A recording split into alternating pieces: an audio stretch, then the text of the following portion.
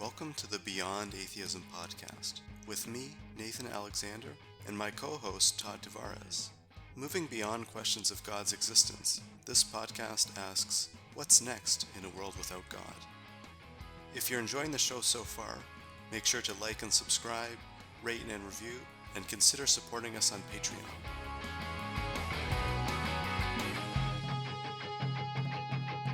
As we've mentioned many times in the podcast, the number of non-religious people is growing alongside religious diversity within our society. Secularism aims to balance the rights of these different religious groups or non-religious groups to practice the faith, along with the rights of non-religious and other religions to be free from particular religious influence. Or does it?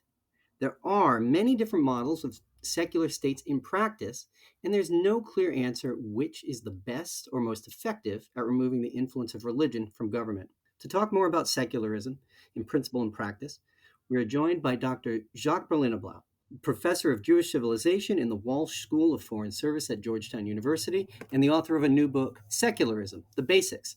Jacques, welcome to Beyond Atheism. Hi, Todd. Hi, Nathan. Thanks for having me. Hello. Thanks again, Jacques, for agreeing to come on and talk with us. Looking forward to it. Just to get started, maybe you can just tell us how you got into studying secularism. Yeah, thanks. Like so many people, I feel that after 9/11 was just an enormous cultural kick in the butt, right? So many researchers, scholars in particular, started shifting their research agendas as a result. I had the added push of living across the street from the World Trade Center. Not that I needed that, but I just saw everything in such vivid horror, everything that was going on that day. And I didn't have really tools to explain it. So maybe that was it. What I wanted to do was I wanted to use whatever training I had to try to make sense of what I just saw. Once you started this project, it takes on a pretty massive scope, going back to the divide. It begins, I think, 2,000 years ago, through the Reformation and Enlightenment. What was unexpected in your findings? Or did you have expectations going into it? Well, when I started out, I didn't know what the hell I was doing. And it's because we don't really have resources on secularism. So if I look back to a work like the 2005 The Secular Bible, which was really well reviewed, well, the joke's on you, reviewers who liked me. There are a lot of problems with that book because I wasn't thinking coherently about secularism. So it's been a tremendous learning journey. I love the fact that you mentioned the Reformation and medieval antiquity. I didn't know that stuff 15 years ago. I had to figure that out really on my own with a little help from kind of isolated pockets of scholarship here and there. So I'm just worried that in 10 years, everything I write in this book will be completely obsolete, but I guess that's a good thing. Yeah. So I guess we can ask what is secularism? Oh, man. Yeah. So I think my definition has changed three times, 2005, 2012, and the present one in 2022. I really do like the definition that I've come up with now, right? So I'm just going to read it because it's sort of impregnable. You want to create, like Max Weber, for example, right? You want to create a definition of power, right? Or legitimate authority or charisma that people can just tattoo on their arm, right? That people can cite in a graduate seminar. So here we go. I'm just going to read it. Political secularism refers to legally binding actions of the secular state that seek to regulate the relationship between itself and religious citizens and between religious citizens themselves. Just drop the mic, walk out of the studio. There we go, right? Now we've got to get to non-believers at some point, and we will. But that's the definition I'm very comfortable with right now. And this is a political model. So we're not talking about a society or a secular culture. We're looking at the laws and how they're in practice in a state. Is that correct? Exactly, right? And so you take a really great scholar like Phil Zuckerman, and when Phil speaks about secularism, he's usually speaking about non-believers, right? So he talks about secular Americans. He uses it as an adjective. If only other researchers were as scrupulous as Professor Zuckerman. I think around 2012, I realized I had to focus just on political secularism. If not, the conversations would veer into pandemonium really, really fast. Everybody was talking about somebody different. So you're absolutely correct, Todd. This is about political secularism, not secularization, not secular humanism, not Charles Taylor's notion of secularity, and not secularism as atheism, which, as you know, reading the book is a bit of a problem, at least for me. Hmm. Yeah. So in the book, you give four main models of secularism. Can you just briefly lay out those different models? Sure, absolutely. I call them Oh, frameworks. frameworks. Okay. And basically, I argue that every secularism has these 10 principles that we've accumulated across the millennia, and they mix and match them in different ways, some ways that are really benign and positive, and some ways that are absolutely catastrophic to the health of the species. So the four models that I've identified, there are probably more, would be separationism, which I feel is very wobbly. We can get into that. It's an American model. French laïcité. My name is Jacques, after all, right? And I live to protect laïcité from irate Anglophones. Okay. Oh, We might Right. go deep Quebec here, Yeah. Nathan, if you want. Yes. Then there is the model that we see emanating from the Soviet Union, which is really problematic. And a lot of folks who study secularism and are pro secular just don't want to acknowledge that it's there. Unfortunately, it's probably, in terms of body count, it's probably the most popular form of secularism, and we really do need to deal with it. It's like secularism gone wrong. And then there's the Indian model, which is sneakily, shall we say, it's like that quiet model which is influencing so many other models, especially the American model, which I refer to as accommodationism. on the show we've discussed, I think we're mostly familiar with the American. We've talked a lot about the Soviet approach. So maybe we should talk about those briefly and then really get into the French, the laïcité. Is that right? Right? And more, and some of the accommodationists. So what's the if we're thinking about these 10 principles that are behind them, the frameworks, what is special about the American model, which claims to be separationist? I think Yeah. that's right. The American model is kind of a shit show. Uh, And the scholar who really made me understand that was Noah Feldman. In a book, it was called Divided by God, I believe. So he was looking at the case law. And I mean, I don't want to speak. I mean, the great thing about secularism is it's a conversation. So I want to be in a conversation with you guys. But very quickly, what Feldman argued is that separation of church and state had a moment with Mr. Jefferson in 1802, his Danbury letter, and nobody actually listened to him, least of all were the courts, right? And then comes the Great Awakening. So absolutely nobody's thinking about separationism. Then there are a couple of Mormon polygamy cases in the 1870s, the Reynolds case of 1878. And then nobody's thinking about separation as a judicial principle until 1947 with the Everson case. And then separationism has a glorious 30 years. Think of John Kennedy saying, I believe in an America where the separation of church and state is right. That's amazing, right? He said that in September 1960. And then in 1985, Justice Rehnquist pulls the curtains down on the show. And he says separation is a bad metaphor, it's bad history, and it should be explicitly abandoned. All right, so separationism, we can speak about it. What I find unusual in the United States is so many secular people, nuns, religious minorities, folks that really do not want to live in a Christian theocracy, a conservative Christian theocracy, are pining for separation of church and state. Yet, as a judicial doctrine, it's dead.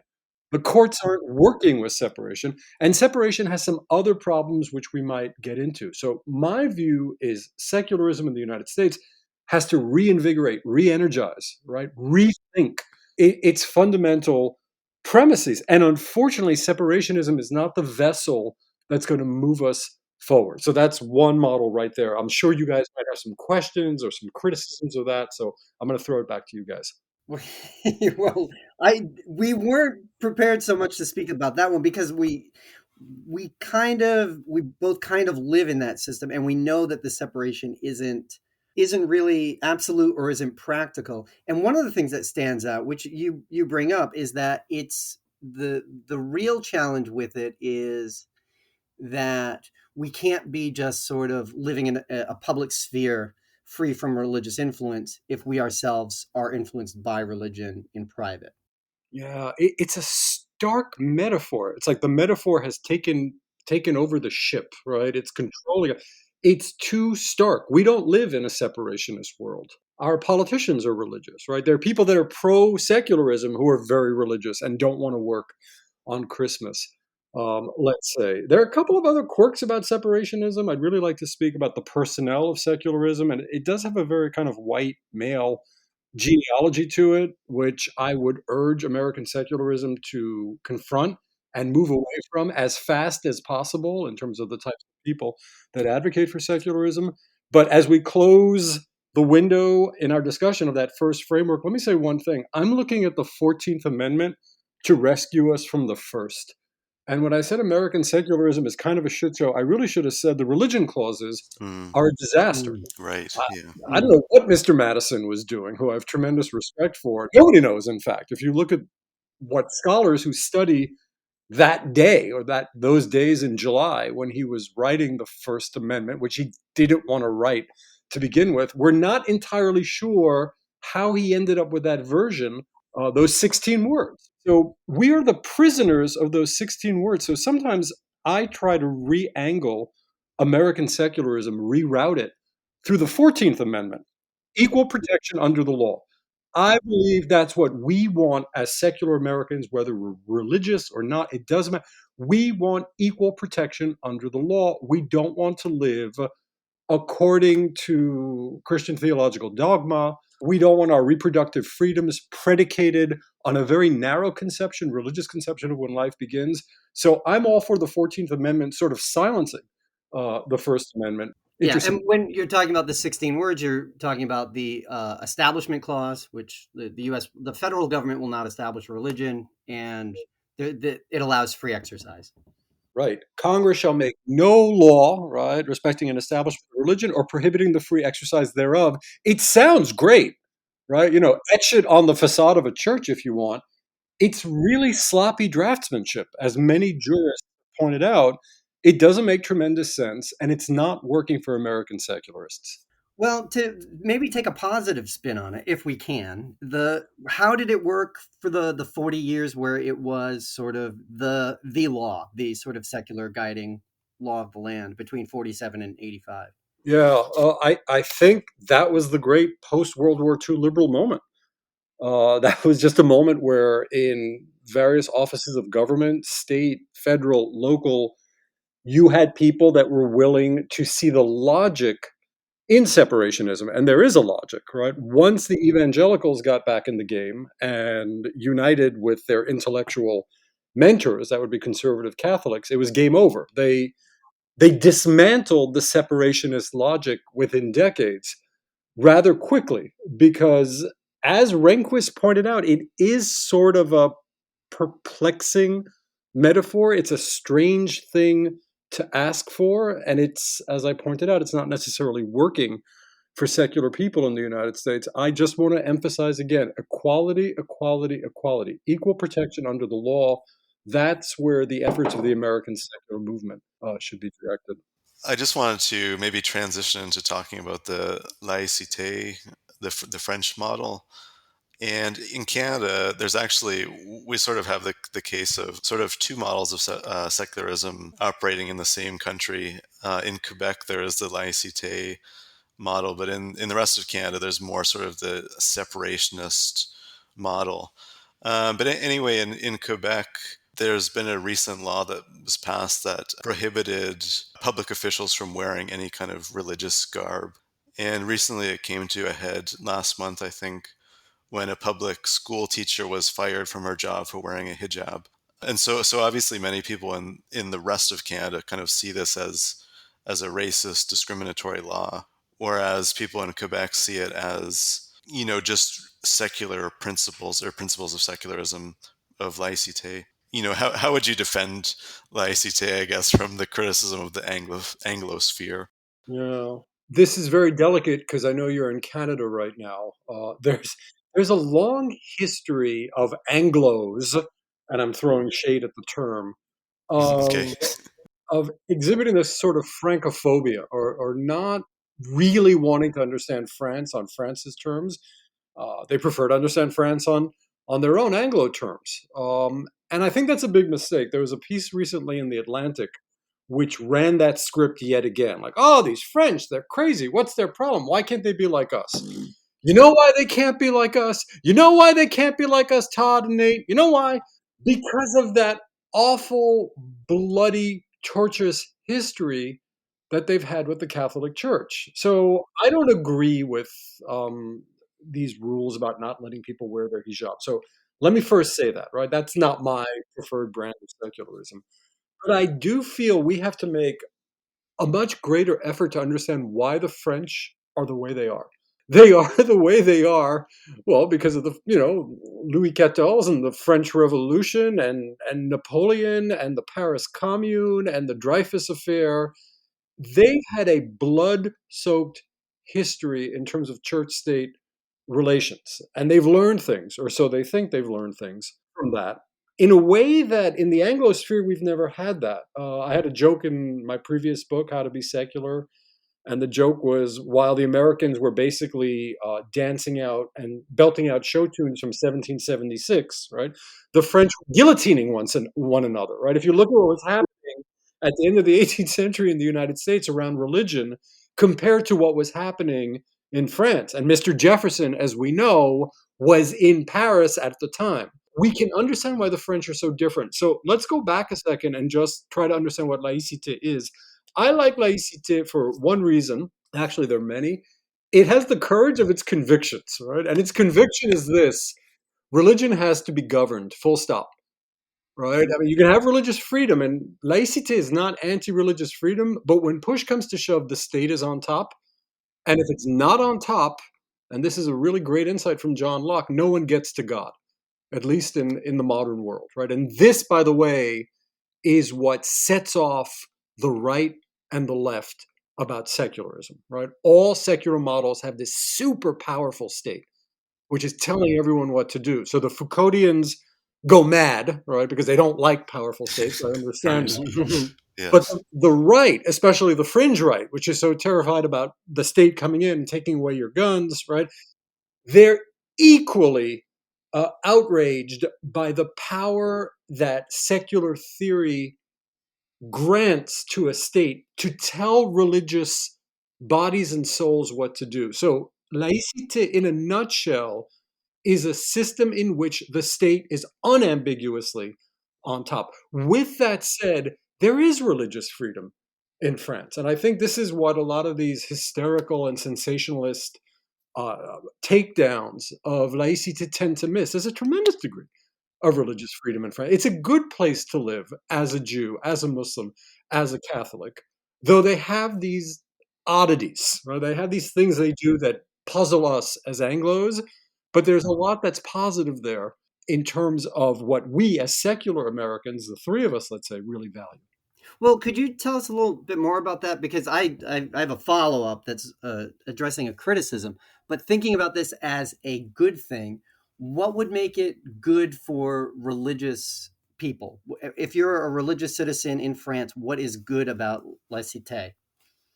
If you're a religious person that feels you've got to sing your religion loud and proud in the public square, France is really bad for you. All right. So it's it's a country that permits you to really, like classical secular theory, you can do whatever you want in the confines of your church as long as it's lawful, or your synagogue. Just don't bring it into public because it's volatile. That's the fear, right? It's going to get out of control. And so here's the United States trash talking France on secularism for like 50 years.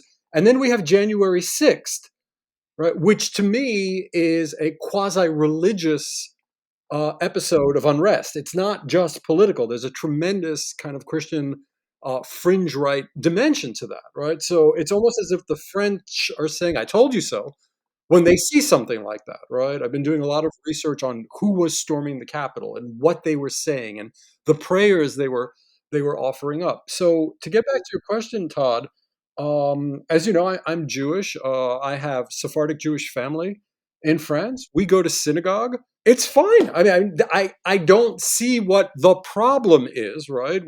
very, very quiet about it, and we keep it to ourselves, and we don't talk about it in public. But there are forms of religion, and I concede this is a problem, where you can't keep it to yourself. Right? I remember that cornerback who used to play for the Arizona Cardinals. He used to say, "Whoa, Jesus was balling today, woo!" Because he felt Jesus was doing the cornerbacking, right? So he couldn't stop talking about Jesus, right? And it's kind of sweet, and nobody here gets that upset about it. But the French don't want to hear that because they feel it leads to episodes like January 6th. And maybe they're not entirely wrong, right? I'm not saying they're entirely right, but maybe they're onto something. So in this model, what works about this model is it keeps it private. Religion is allowed to flourish. It's allowed to do what it wants, to say what they want, to feel what they want, believe what they want, so long as it's in a private sphere. Keep it private. Also, the state, and this is what's a little weird about the model, quite honestly, right? The state supports religion, right? And so the state has, and this is a Napoleonic flourish, right? The state kind of decides who's official and who's not official. Could you imagine that in the United States? So Right, I yeah. can't say I'm completely comfortable with that, right? But the French did manage to do it for most of the 20th century in a way that most religious groups, even the Catholic Church post World War II, and where was the Catholic Church in World War II? The French Catholic Church, the so-called eldest daughter, was on the side of fascism, right? So in the new constitutions of the late republic, right? Even the Catholic Church says, "Okay, you got us. All right, let's just give it a shot." And I do Right. think it works out.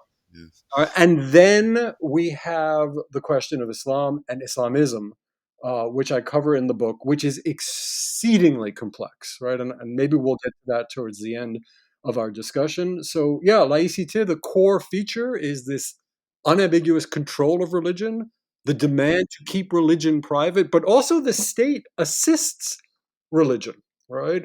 And it becomes a problem for Islam because when the laws were written in 1905, they had a teeny tiny Muslim population. So all of the state assistance now basically goes to Catholic churches, synagogues, Lutheran, and Reformed faith communities, right? So it's as if the Muslims weren't grandfathered in, and that's completely unfair, right? And that's a challenge for French laïcité at present. Yeah. So, but in terms of criticism, one of the things that, particularly from that Foucaultian postmodern constructivist perspective, what they would say is actually this form of secularism. It's just cover, right? This is a discourse of power, and what they're actually doing is they're using this to prop up the existing religious structure that's there. That's I call that the false neutrality claim, and Mm. that's a claim that is really strong. So But there is something to it, right? Because there is, yep, you're allowed to wear a cross of a certain size, right. correct? I So, don't disagree. Go ahead, Todd. I'm sorry. whereas I don't know if is there an exception for a burqa of a certain size or hijab of a certain size, and we still have people like Macron taking honorific titles from the Pope. Right, right. So, is this a matter of like, look, this is how you this is a problem of execution, or is there something to this critique where it's serving this old constituency?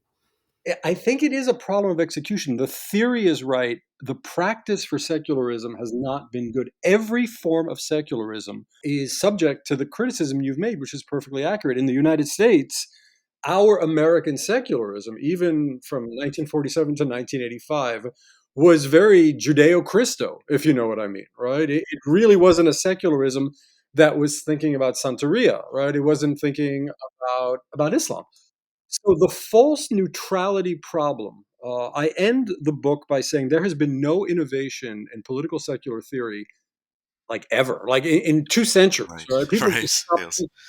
This is what we need to start thinking about it. Why do we keep making this mistake, right? No matter what secular framework you look at, the accusation is made, just like you said, Todd, that it tacitly favors one religion against another, and it's just a method of subjugating others, right? And I'm a scholar, not an activist. I see the merit in that criticism, and I think secular theorists have to think it through much more seriously than they do because there's so few secular theorists out there. Mm. Mm, It's not a yeah. lucrative job. Right. Yeah. Yeah. I wanted to ask about the Indian Yeah, definitely. model. That's one I really didn't know that much about. But I don't know if this is right, but in the book you seem somewhat like that might be something, a model you kind of prefer. Would that be right? Or Yeah, as long as we got the nuns in there, I like it a lot. I create a fake secular state in chapter 14 called Secularistan, and it kind of takes the Indian model and goes a little bit further. The Indian model I refer to, I don't know if my usage is totally accepted. There are various ways of referring to it. I call it accommodationism because the fundamental premises are so different from laicite. In laicite, religion is to be observed with a scowl from the demanding heights of the minister's office, right? That's the French attitude towards religion. What are those worshippers up to over there? Hey, Gaston, get down there and see what.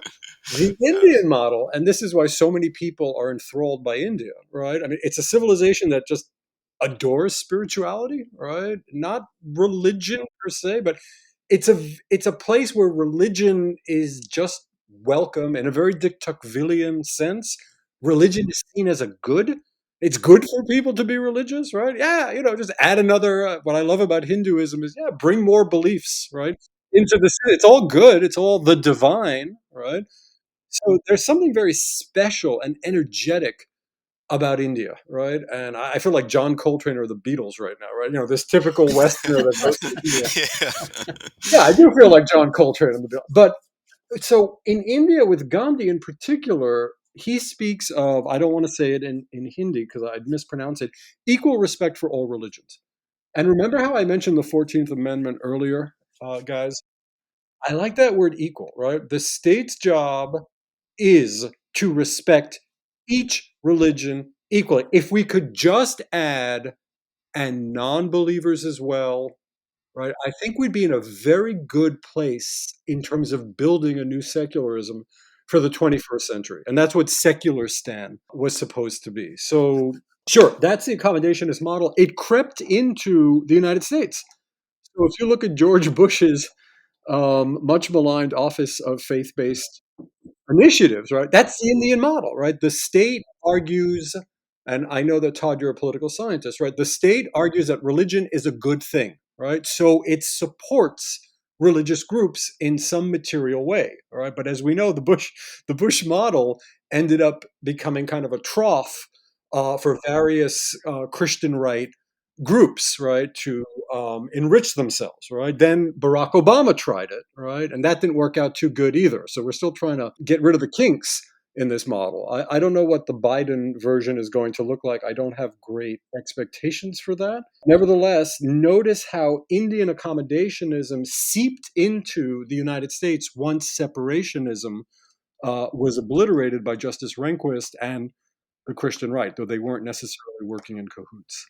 But one of the boogeymen in the U.S. is Sharia law, which we hear also about. I mean, in right wing media sources, there's this conspiratorial specter of, the no go zones in Europe and Sharia law in Michigan.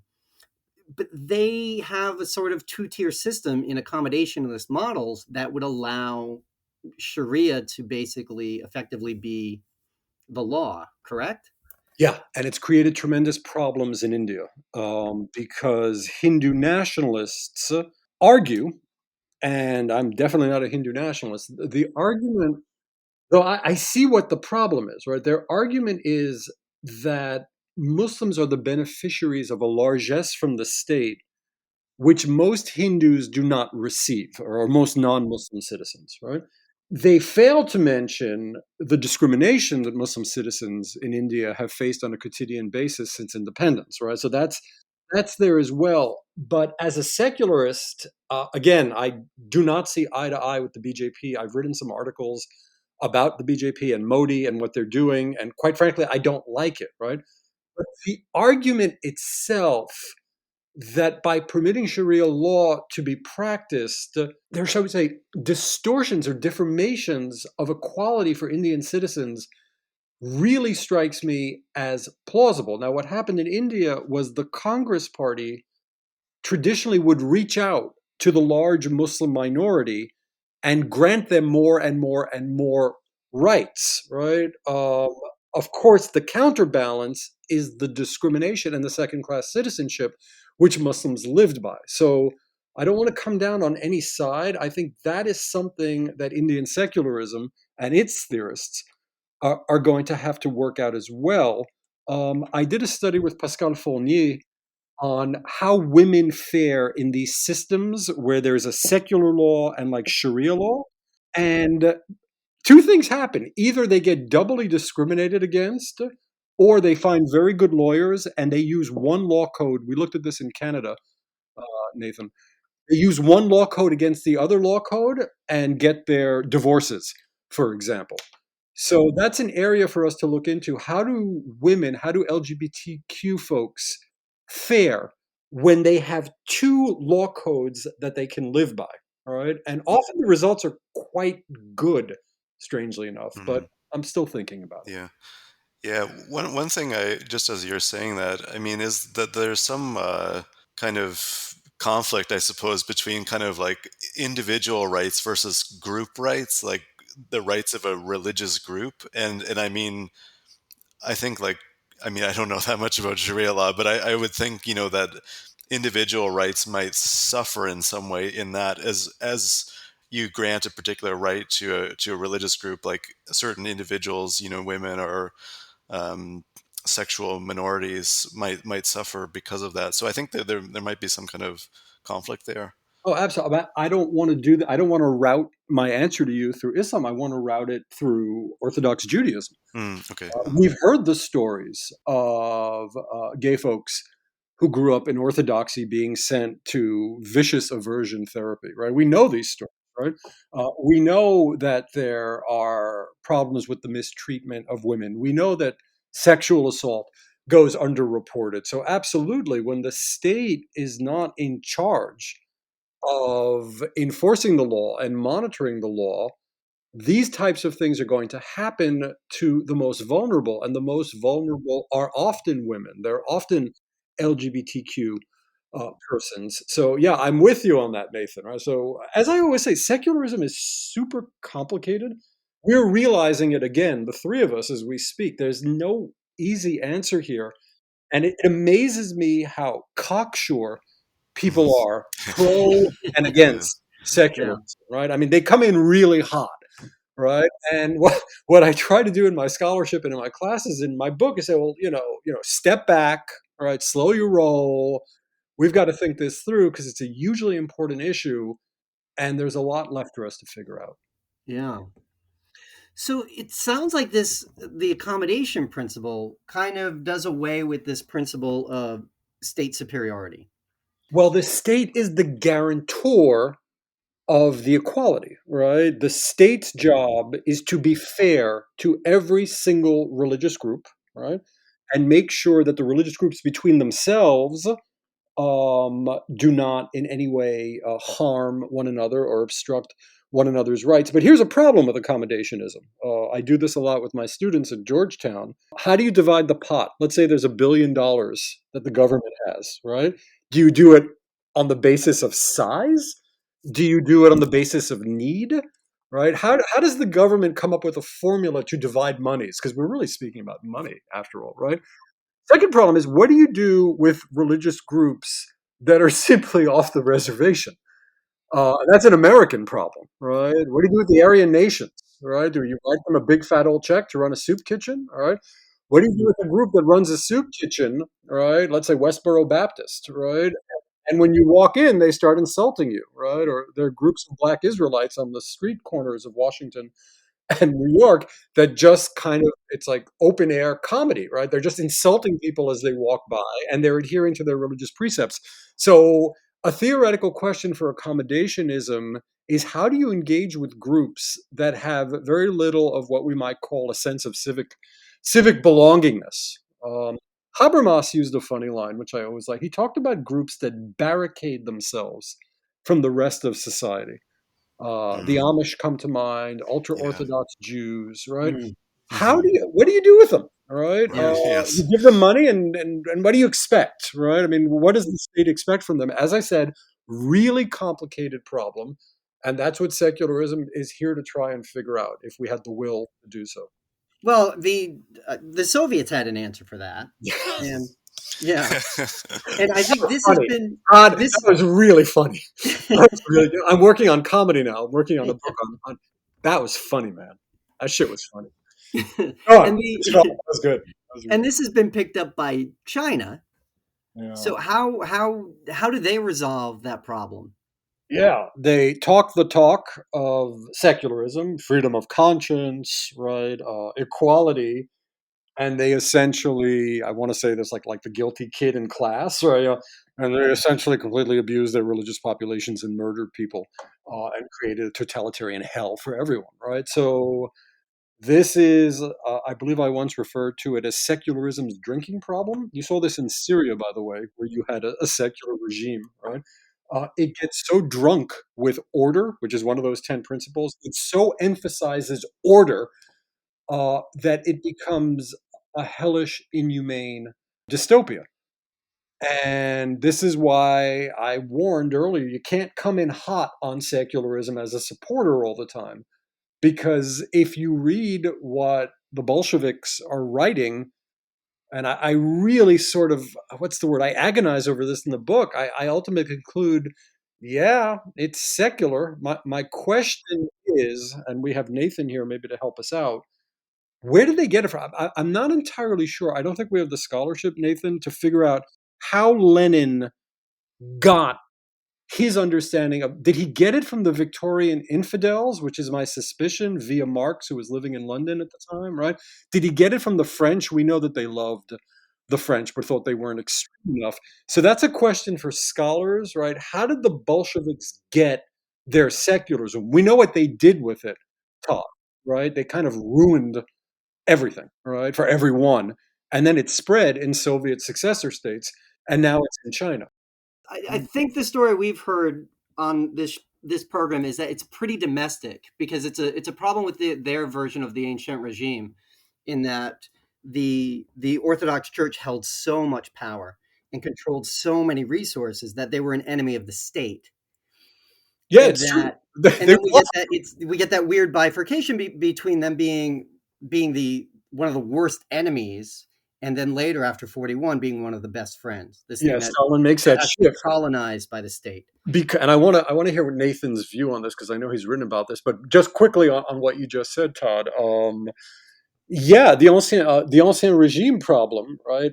I'm not going to Mhm. rock a Romanov T-shirt, right? I mean, they were awful. They were absolutely awful. There's Yeah. some scholarship is suggesting they were more progressive than they're made out to be, right? But yeah, look what they had to do to the ancien regime. But we know human nature, right? The backlash was just too extreme. But Nathan, can I just get your opinion on that thing I said? How did the Russians? Did it come through England? I know you work on these periods. Do you have any thoughts on that? Yeah. I sort of wonder if it's from the French Revolution, like the sort of anti-religious actions during sort of the radical phase of the French Revolution that might have inspired Lenin and that group. I mean, because I don't think the British secularists in the 19th century were really supportive of like removing religion by force, like removing people's religion by force. So I think it could be like from the French experience in the French Revolution. I'm not sure. That's just sort of a hunch or a guess or something. Yeah. Yeah, and just to go back to one of my overarching themes, I mean, we're both kind of experts on this, right? Mhm. And we don't know. Yeah. And Right. the reason we don't know is because the history of secularism really isn't known. I think the history of atheism is actually far better chronicled than the history of secularism. Hmm. I'll just leave it at Hmm. that for now. Hmm. Yeah. Just to pick up on the Victorian angle again, you mentioned in your book you talk about this debate between Charles Bradlaugh and George Holyoake, kind of about Holyoake saying secularism doesn't necessarily equate to atheism, and you can have secularism without atheism. But Charles Bradlaugh, on the other hand, was more of a hardliner and said that actually you did at the end you needed to have atheism because or that secularism and atheism were kind of intertwined because the religious would always seek to impose themselves on society. And I have to say I'm somewhat I definitely see what Bradlaugh is getting at. I'm somewhat sympathetic to his position. Yeah, what do you think about that? That like I guess I mean to put it into a question is to ask like would secularism be helped by there being more atheists? I suppose. Yeah, boy, what a question. Let me tell you what a problem is. Secular theory wasn't built. It's built in the 17th century via Locke, right? He gives us the clear statement, though there are probably a dozen other people that we don't know about enough, like von Puffendorf is an example, right? The first Earl of Shaftesbury, for some reason, whenever I say that, my students start cracking up, right? There are all these figures in the 18th century who are William Penn, right? There are all these figures. Oh, here's one. John Milton, right? I'm working on a paper now with a Miltonist, right? So there are people that are thinking this way in the 17th and 18th century. To get to your question, Nate, they're not any non-believers then, right? Everyone is calling everyone else an atheist, but that's just a pejorative, right? That's just the worst thing you can say, a Calvinist can say about a Catholic is you damn bloody atheist, right? But in terms of non-believers, we have a hard time finding one who conforms to our definition until, I don't know, like 1730, 1740, the scholarship changes on this. So secular theory is not built to accommodate atheists, right? And I see that as kind of part of my job. One, to point that out so we can start the conversation, and then to motivate people to say, okay, how do we bring non-believers into this? Here's something I was writing about today. Do non-believers have free exercise rights? If the First Amendment grants free exercise, right? And you have no religion, you're a non-believer with no religion. I'm a non-believer with a religion, right? But let's say you're a non-believer with no religion. Do you have a free exercise right? And if not, why not? Right? Why can't you have one? Or what aren't you getting in terms of equality that another citizen doesn't have? So my answer to your question is we really have to theorize, right? We need people that are going to think about the legitimate role and rights and place of non-believers in this polity, but the theory wasn't built for that. So we're improvising. It's like jazz, right? We're just we're working through these chord changes, right, with like a brand new instrument or something. Or I don't know what the image is, but I really would like to think much more about this. Mm.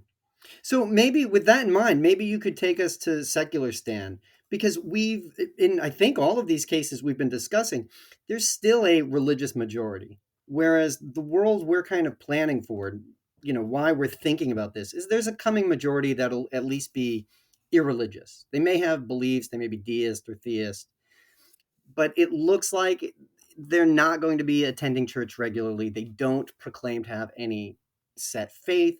How is secularism going to be redefined, or how do we need to reimagine it in a world where there is a secular majority? A secular majority, as in As in religiously on. irreligious.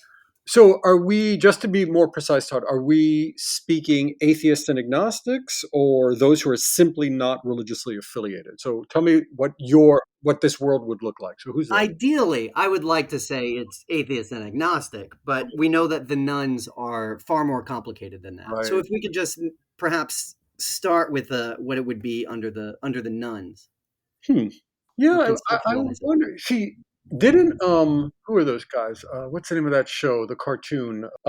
South Park. South Park.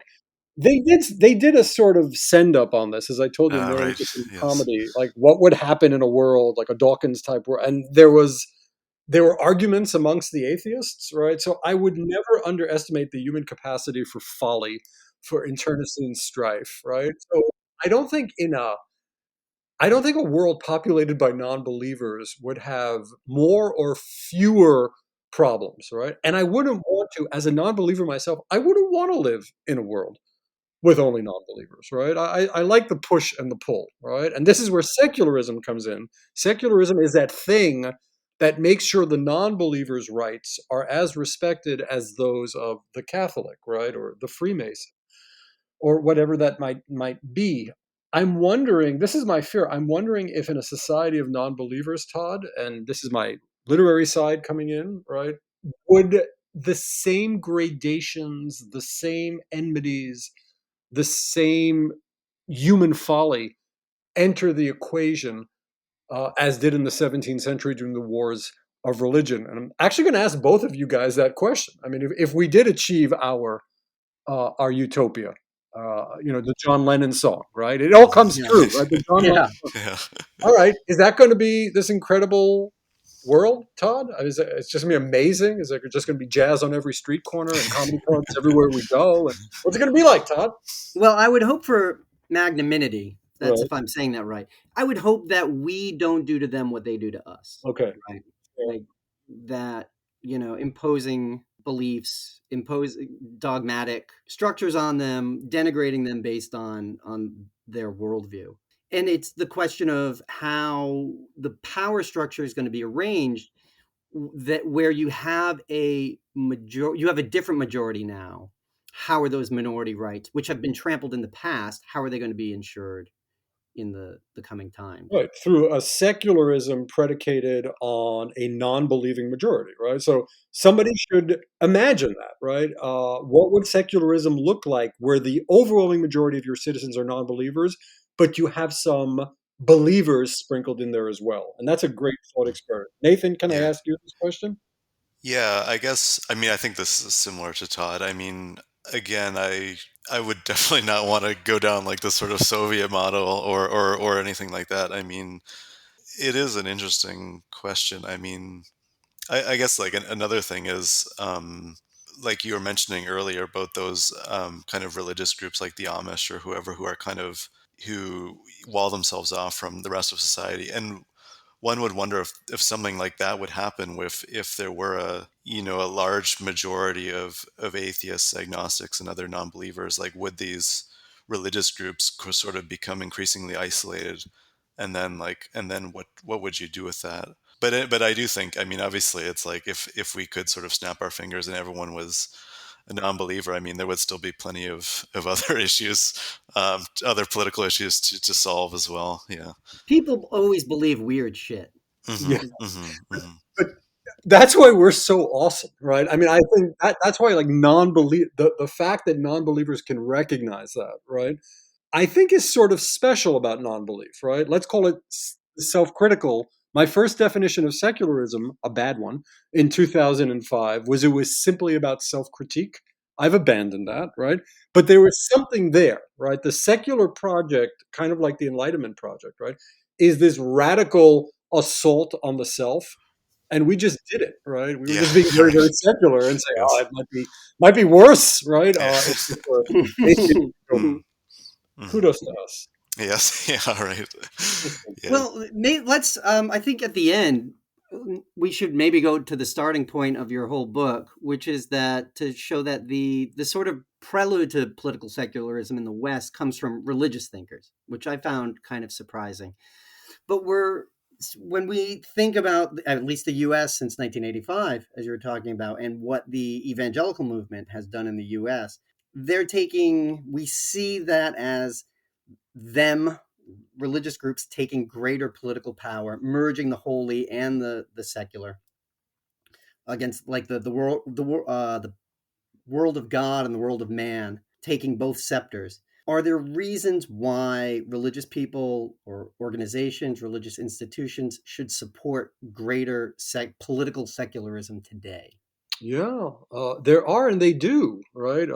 So they're Reform Jews, for example. They're secular humanistic Jews, progressive Muslims, United Churches of Christ, which is a mega denomination, right? The mainline Protestant denominations.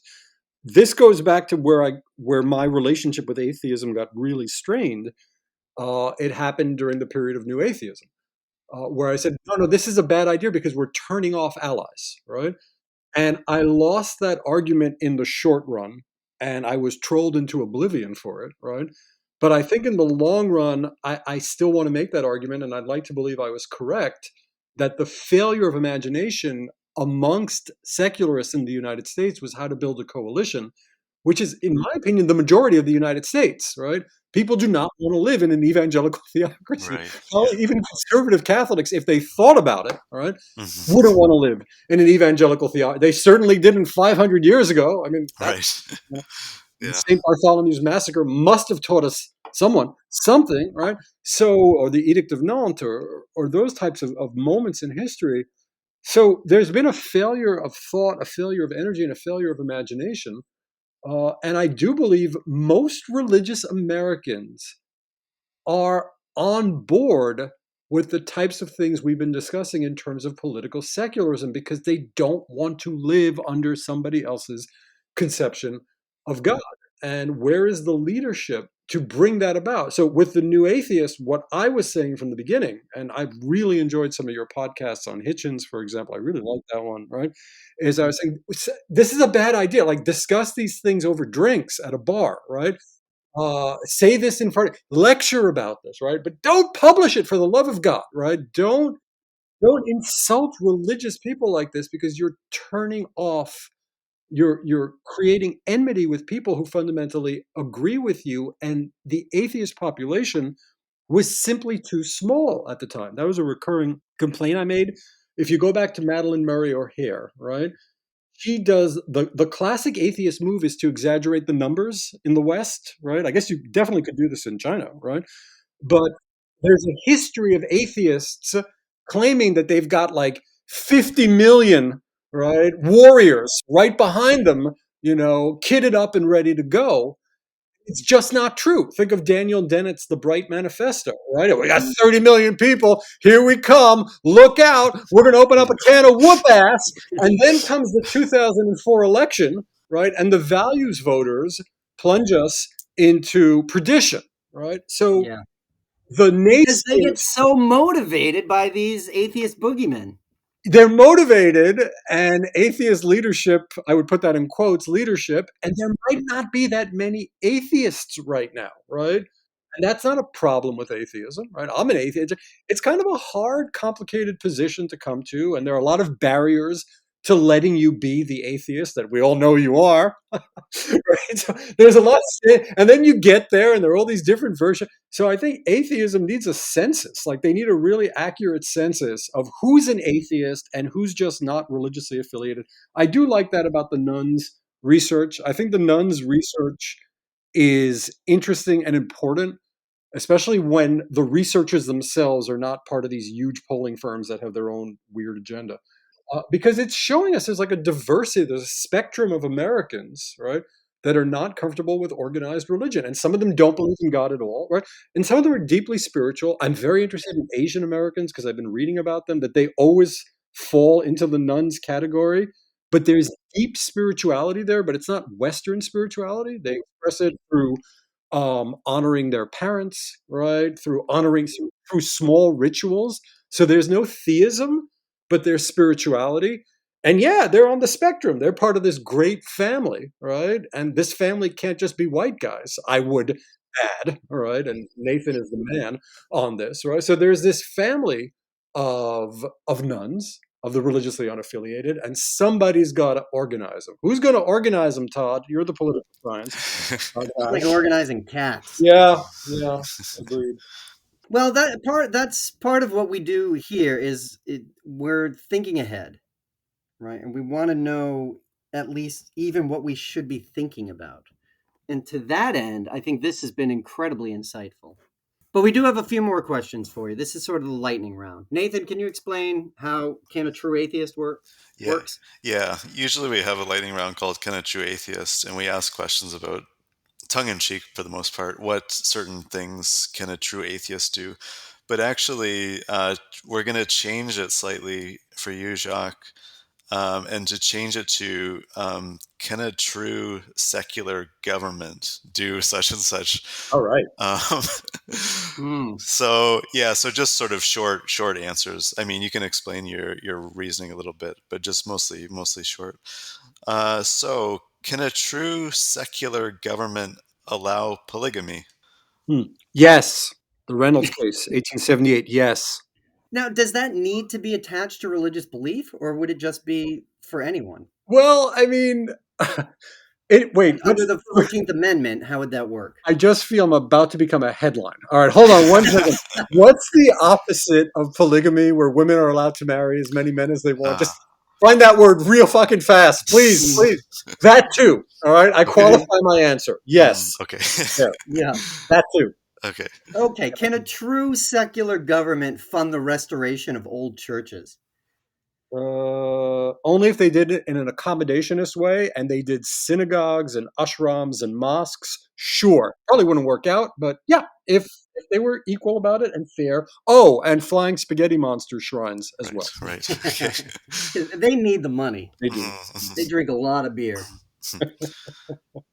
Can a true secular government prohibit abortion? No, because that's such a parochial definition of when life begins, right? That's not the Jewish definition of when life begins, right?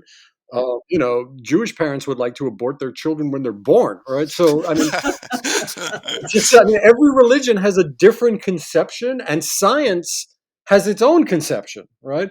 So, absolutely not. That is a parochial interpretation of when life, which we are all entitled to, commences, and a secular state could not endorse that. Hmm. Can a secular government say, "May God bless our country"? It can, and I wish it wouldn't. All honor to Michael Newdow. Newdow, was that his name? Right, the guy who tried to take that off the currency and take it out of the Pledge of Allegiance. No, theoretically, a secular government should not do that. I really wish it wouldn't, though I wouldn't. I'd cool my jets on that one. I think we've got bigger fish to fry, but I understand the symbolic import of that, and it is unfortunate. Hmm. Can a true secular government ban Scientology? Laicite can, right? Because it says unambiguously, we run the show. And this is our country. So the French can. I don't think our wobbly American version, call it separationism, I don't think we can do that in the United States. And personally, I wouldn't want to do that. I don't want to ban anybody's religion. I really don't, because that just leads to a whole mountain of trouble. Okay, how about this one? Can a true secular government tolerate religious intolerance? Yeah, the great question. No. And Locke was very clear about that, right? He was really, really clear. In the book, I say the only interesting question about toleration, because it's kind of boring. The only interesting question is, what can't you tolerate? Like, what shit will you not tolerate? So that's it. All right, we're coming in, with a bunch of Navy SEALs, and we're taking you guys out.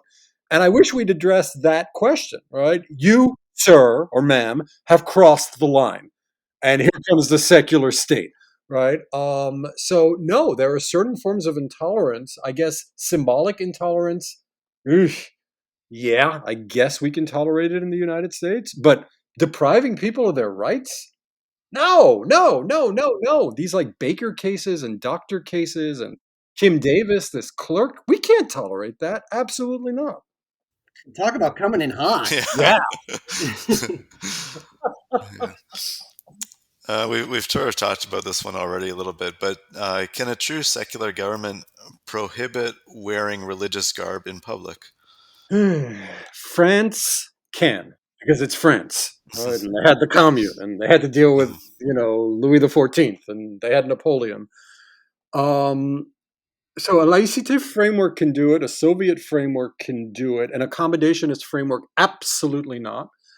And a separationist framework, no. The government shouldn't even be getting involved in whatever religious gear people are wearing. That's not the business of a separationist government. So my personal view is no. Let people wear what they want. Hmm. Can a secular government ban religious tattoos? Same as previous. No, is there an example of that? By the way, I'm just curious.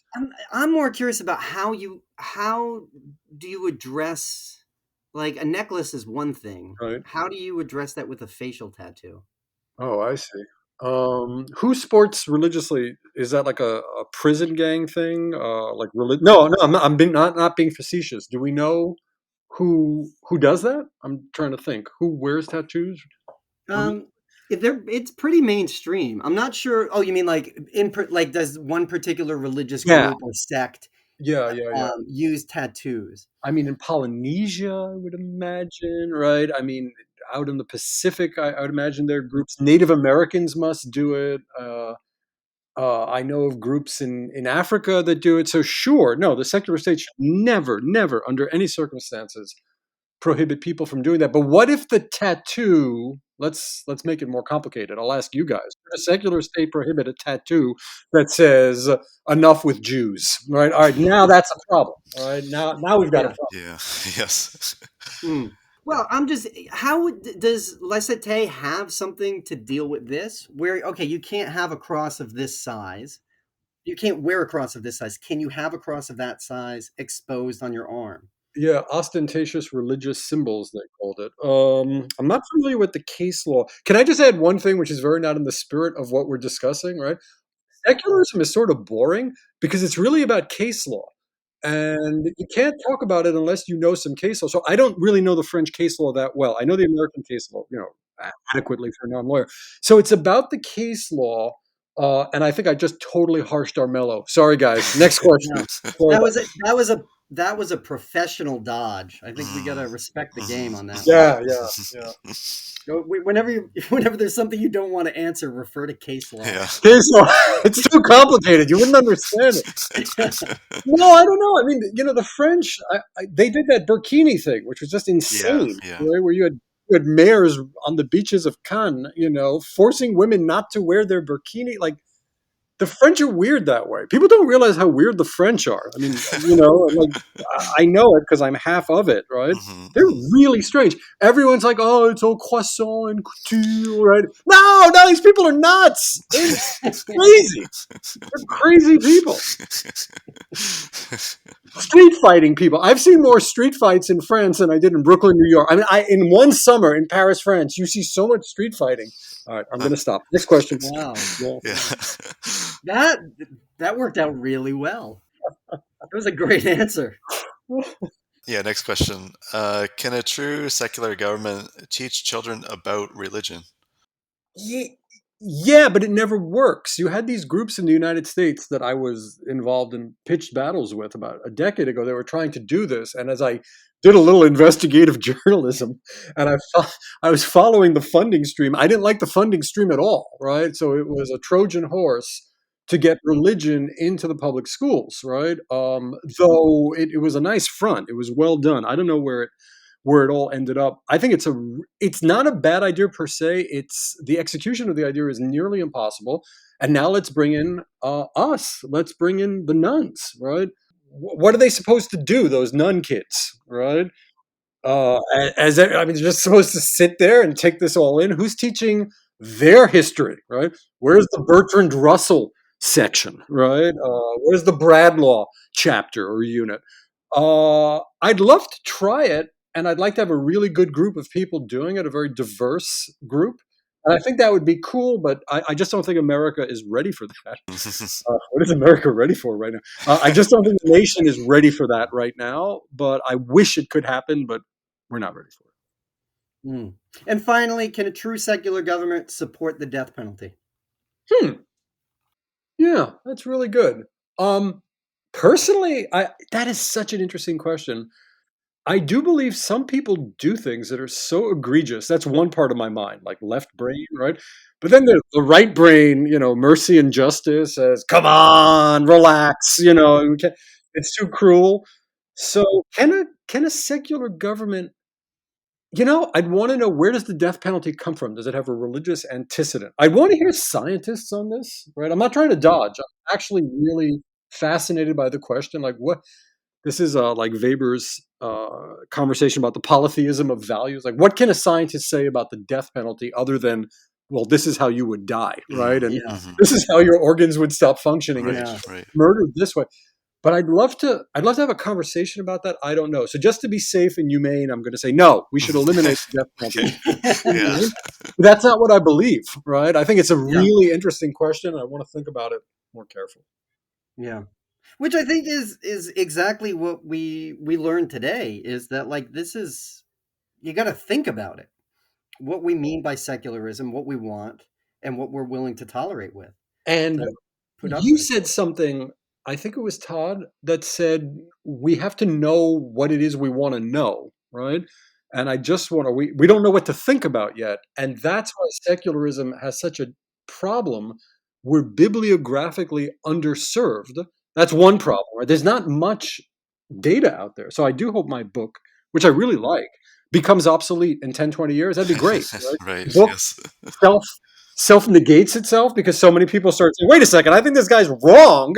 Right? That would make me very, very happy. The other thing I want to warn about, and I think Nathan is well aware of this, is there are just too many people out there claiming to be experts in secularism.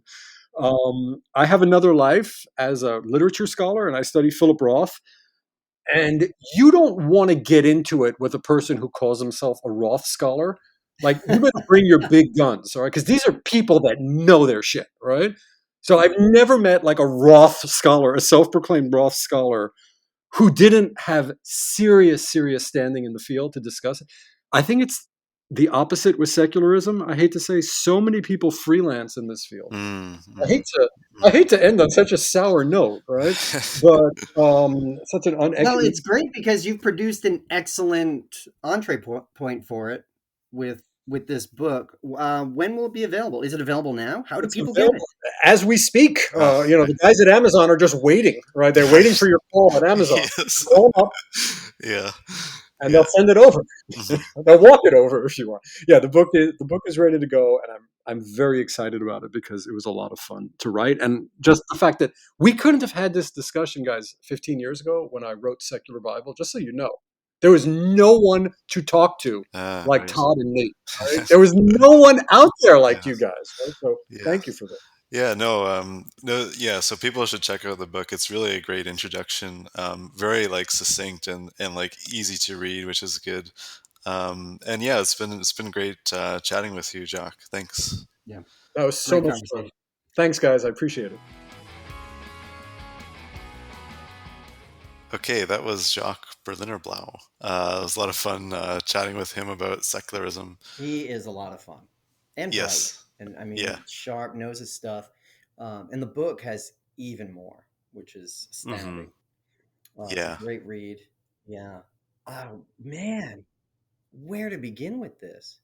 Okay, so here's the thing that I noticed. He like throughout the discussion, we made it kind of messy, right? Talking about, well, what are the models? What are the principles? Nothing seems to actually fit every principle. No model is perfect. Everyone has drawbacks. They're all sort of historically dependent, right? France has a reason why they have La Cité. The Soviets had a reason why they became militant. They had a reason why they became less militant, atheists. It sounds very, very messy, but really, his model of political secularism really sharpens the focus and how we need to think about political secularism, because it's not a culture war, right? He's not talking about should we say Merry Christmas or Happy Holidays. He's talking about what is the state's relationship with religious organizations? What are the laws? Who gets how much of what and how? That's what they're talking about, which is great because like already we don't I don't know any, I've not heard any right-wing Christian critique of the Fed in the United States and said like, they really need to lower interest rates because it's not biblical, right? We don't have this. Right. Yes. Yes. There's not in Yes. a like that. There's no really religious economy. I don't know of a church credit card that has lower interest rates and a 7-year jubilee where all debts are forgiven to accord with the Bible.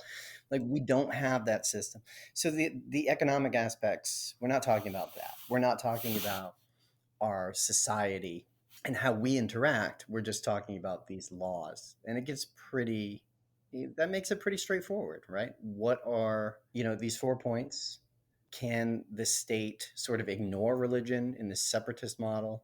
Can it accommodate religion in the accommodation model? Can it regulate it in the laissez-faire? Or can it seek to abolish it or dominate it in that Soviet model? And we get to choose. Well, and the important thing is in a system, we're not going to be choosing alone, right? It's going to be democratic. When we have a non-religious majority, how we're going to do it to be fair and equitable is something we should be thinking about now. Yeah, that's a good point. It's something we talked a little bit about it in the episode, like what happens to secularism when secular people are in the majority. And it is like a case where, yeah, I think you said like we don't want to do to them what they did to other other non-believers or whatever. And I mean, I think for me, the key is like ensuring freedom of belief, freedom to practice. I mean, I think one thing he talks about in the book, which we didn't really get into, is like this distinction between like beliefs and actions. So like you can believe what you want, but like when it comes to actions, there might be cases where your actions might infringe on, like when you're practicing your faith, it might infringe on someone else's rights in that case. And that's where it gets a little messy. Obviously in the French model, there's much more like there's no accommodation for like if you're practicing, if that infringes on someone's rights, it's obvious that their rights take precedence. But other models might have a slightly different approach. Right. And yeah, and I mean, like you said, no one is perfect and none of them are absolute. So you still have systems now like where the law is not supreme, right? Where you make allowances for how things are done based on someone's religion. So I think in the US, there were even the COVID protocols were ruled to be like, you can't do that because you can't force these churches to shut down because you can't regulate how they behave, right? Yeah, You're, that's a really good example. I mean, or even vaccine mandates or something like that. I mean, like there definitely is a balance. Like if someone has a belief that for whatever reason their religion prevents them from getting a vaccine, does sort of the interest of the public safety trump that, or does the individual right trump over it? And I mean, I think different models sort of have different answers to that. yeah, if a church wants to open and have unmasked members, how does that match with free exercise versus public health? Definitely. And I mean, these are issues that we've seen. And how strong do we want state supremacy there? But I mean, the thing with laissez-faire is it really is an impingement on sort of any public expression. But I'm kind of there is something sympathetic to it. So what really turns you off about it? Well, I think one thing for me, like we talked a little bit in the episode about the this case in Quebec of and it's the same sort of thing in France of like public officials not being able to having to remove their religious garb in order to hold their positions. I mean, it's just interesting, just because there are certain things like where wearing particular religious clothing is more related to particular religions. Like I don't think there's necessarily this similar sort of thing across all religions equally. I mean, in terms of like giving importance to clothing, whatever, or like a turban or something like that for Sikhs. I mean, yeah, I think the thing is like when it's like enthusiastically enforced, one wonders if it's purely about maintaining sort of state neutrality in religion, or keeping religion out of the public square, or whether it's sort of like tainted with kind of xenophobia and racism. I mean, yeah, that's what I kind of wonder. And also, I mean, like you hear sort of arguments. Like I read some arguments about the Quebec case of like, oh, if our children are taught by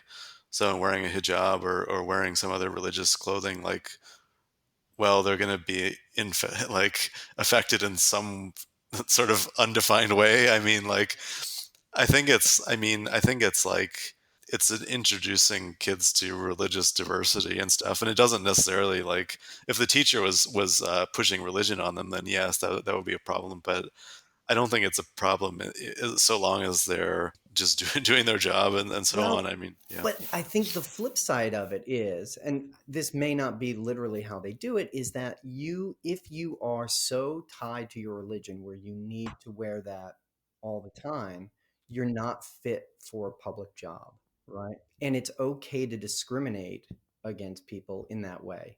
Not, I mean, I don't mean this in a like public sense, right? Where you can't wear your religion on your sleeve, you can't get a tattoo, you can't be that person publicly. But the idea that you can be a public official and do that, that's not the right job for you, right? And this comes back to that sort of the paradox of tolerance, where if we're going to tolerate, if we're going to have a multicultural pluralistic society, we need to tolerate one another, and people who are not tolerant, we got to get rid of them, right? You can't allow, not, not sending them to the camps, but like you can't allow any sort of intolerance because it spreads. It ruins the whole thing for everyone.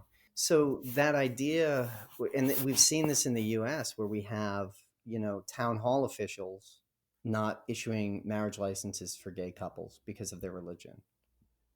Well, you're not fucking fit to be a public official if that's what you're doing, right? That's part of your job. Or pharmacists who don't want to dispense drugs because of their religious beliefs. If you have these biases, you're intolerant of other people's needs, you're not capable of doing that job. You wouldn't hire, like, if we went to a church and we're like, hey, you should hire us as ministers, Right. right? I mean, the first thing they'd ask is like, well, do you believe in God? And we're like, no, like, you can't be a minister. They're able to discriminate. And I think there needs to be some way to discriminate. Yeah, I mean, I definitely agree in that case where their religion prevents them from like carrying out their duties. I mean, in that case, yeah, definitely they should be.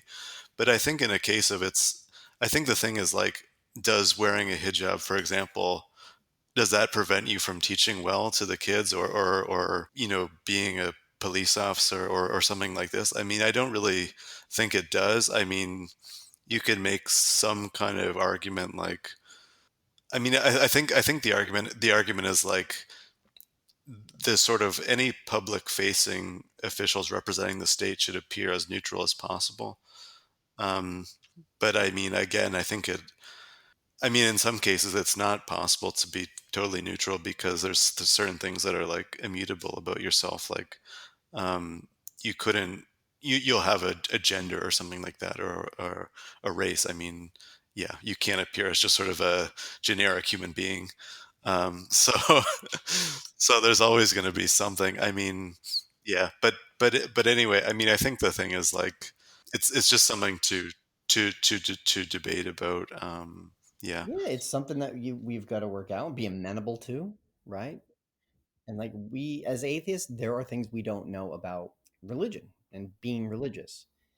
And we'd have to take all that under consideration. Yeah, I don't know how well people can be neutral about it, but I think we would both agree, like, yeah, if someone's proselytizing in the classroom, you got to fire them. If they, like, you can't do that. Hmm. Yeah, I think yeah, But that's sort of a yeah, easier case. Yeah. yeah, Yeah, and I think it's important to like again just that as non-religious people become the plurality and then maybe a majority. I mean, how we deal with these issues, it's somewhat unprecedented. I think really, where there is such a case. I mean, yeah, I think that like the Soviet Union case. I mean, it was a case where non-religious people were kind of leading the country, but I don't think it was like probably the majority were still Christian in some sense. no, yeah, and the minority leadership were the ones who Yes. were like, "What? We should be more atheist. We need Yeah. more Right. atheists," Exactly. Yeah. and they're just not getting it. Hmm. Hmm. And that's a case where, like, when the interesting thing about the Soviet model is the one place they seemed extremely successful was the marriage ceremonies, which we think of as like, that's not a state issue, right? That's a sociological, it's cultural, it's It's something that we recreate, not it's something, yeah, that you get to decide how your wedding's going to be, but it's that's the thing that sort of survived. Mm-hmm. Yeah. So Yeah, that like was interesting. what should the state's role be in cultural reproduction? You know, but I mean that's not where Jacques looked, pointed. What's the state's role? How strict, how stringent, how cooperative should it be? All of this is something that we'll have to answer in due time. Yeah, I think just one other quick point is like is the way sort of the state version of secularism kind of links with culture. I mean, like I think you did mention, about in France, like people maybe just don't like you talking too much about your religion. I mean, that has nothing to do with the state, but I think it's maybe more just a cultural thing. It's just something maybe you don't talk about that much in public, or yeah. I mean, I think it's interesting, and then like how laws can drive culture and vice versa. I mean, I think it's interesting. Yeah. Yeah, Yeah. and I think we ended on a good place too, where he pointed out, look, there are plenty of good reasons for religions to support a greater secularism, right? Keep that non-interference, maintain a distance from the state, not have the state subsidize competing religions. Whatever it is, there are lots of, even if um, atheism or non-religion does not become the majority, there are plenty of reasons why people should support secularism. And if you are a member of a religious organization and you, under George W. Bush or Obama or Trump, started getting money without regulation, it may not be the next 4 years, it may not be the next 10 or 12 years, but sooner or later, taking that money, that's an entryway for state regulation. And if religions do not want regulation, they should support greater secularization. Hmm. I think, yeah, another just like they may wind up in the minority case, and they don't. I mean, that's the thing. I guess that's a good thing about secularism. It's sort of the like the veil of ignorance that John Rawls thing, where like you sort of make structure the society in a way that you don't know where you're going to end up, like if you're going to be privileged or not privileged or whatever, and you try and devise a system that would be best regardless, without knowing if you're going to be like a religious majority or minority. So yeah, I Right? think that's something about secularism. Yeah. Yeah. Totally. Yeah, because these things are changing. Hmm. Yeah. Yeah. Yeah. And if you are one of those religious people or part of a religious organization who believes that secularism is code for atheism and it's the promotion of atheism and it's its own religion that's being imposed upon you, that's complete bullshit. And if you've got a problem with that, come at me. Come at me. You can tweet me, Nath G. Alexander, at the Twitter. Good, love to hear from you. Hmm. Yeah. Yeah. So yeah, do you have anything else coming up, Nathan? Any shout outs we got to make before we get out of here? This was a Yeah, long one. yeah, it was. Yeah. Rich. Yeah. Good. Let's thank first our patrons Lars and Debbie, and Paula. Yep. more generally just everyone for listening. And Absolutely. yeah. Yeah. Yeah. Big thanks to you guys. But we'll be Yeah. back with this later. So thanks everyone for listening. Like and subscribe. Smash those buttons. Pull the string. Kick the dog. Is that an option down there? No. Like and subscribe. Nath J. Alexander at Twitter. Look forward to hearing from y'all and talk to you later.